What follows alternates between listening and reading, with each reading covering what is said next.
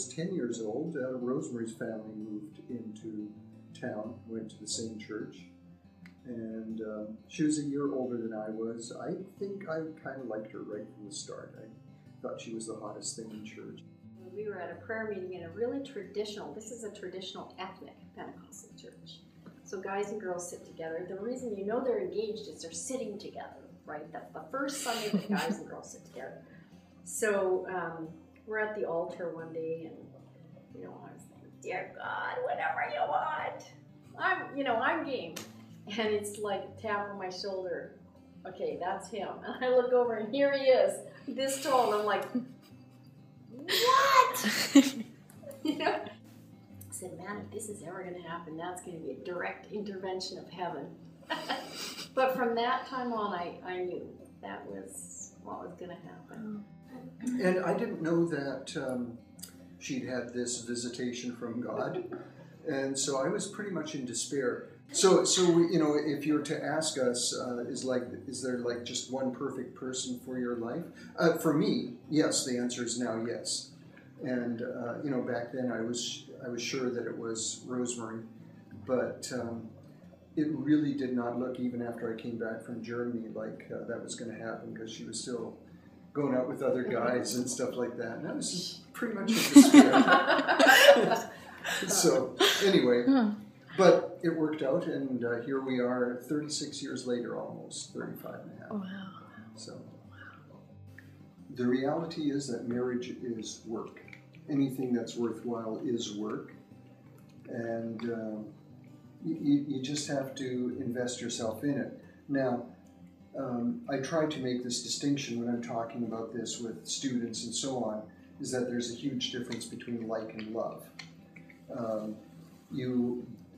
You make a commitment at the altar to love each other, but you discover very quickly that there are times where you don't like each other all that much. And you just have to work through that, because if you do love each other, if you're true to your commitment, you can work through pretty much everything. A number of the places where Paul talks about submission, hupotasso, and so on, it's about being in control of yourself.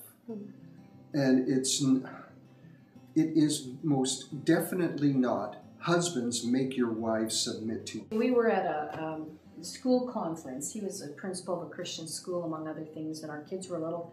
And it was this great getaway for us. We were in a nice hotel and everything. And I go to all these workshops for women. And it's all Southern Baptist. And the gal's like, when I get angry at my husband, I go into the bathroom and I shut the door and I talk to God, but I would never raise my voice against my husband. And I would just, it's God's will that I never, talk back to my husband. And, the example she gave was, if he suddenly decided to move to Alaska and didn't ask me, just said, God has told me to move to Alaska, and I knew it was a terrible plan, she said, I would go in the bathroom all by myself and I would just cry it out and stuff. And I'm thinking, are you an idiot? So I get about 3 of these classes in a row, and he comes up the hotel room afterwards. He goes like, you want to go for dinner, honey? I'm like, I can't feel my nose. I just can't. And he's like, what's the matter? I'm going like, so that was kind of like a defining freak out for me. Like, that can't be what it means. I think that word submission has a lot to do with respect. Just, it's, I could probably say I love him 20 times, and if I didn't respect him, he wouldn't believe it. And I think for the husband, the challenge to love your wife as Christ loved the church. If guys would only realize it, that is a tougher challenge and more demanding. I mean, to love your spouse, your wife, to the extent that Christ loved the church, and to make sure you got it, gave himself up for her, that's a pretty heavy-duty, it's not a request. That's a requirement that Paul puts on the proper relationship of husband and wife. And in the same way that the husband should not be demanding that the wife submit, the wife cannot demand that he love her. And we have this fairy tale romance thing. And I'm probably the more pragmatic person, who's probably the more romantic.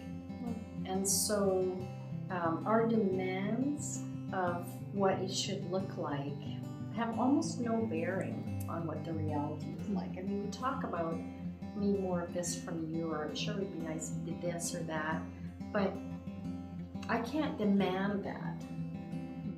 I often say to students, you know, in marriage two become one, and now the big question is which one? And inevitably both will say that they became basically the other person.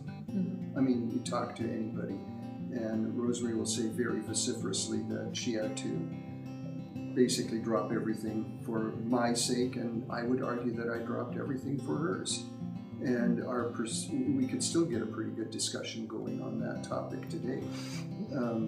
And the truth is, you know, when Rosemary was talking about, for instance, you can't demand love. But you see, if I truly do love her as Christ loved the church, when I see that there is something she desires, a need, is something that would make her feel good, it is a pleasure, it's a joy to me to be able to do that. I won't say fortunate, because I don't think that's necessarily the theologically most apt word, but I got a really wonderful partner.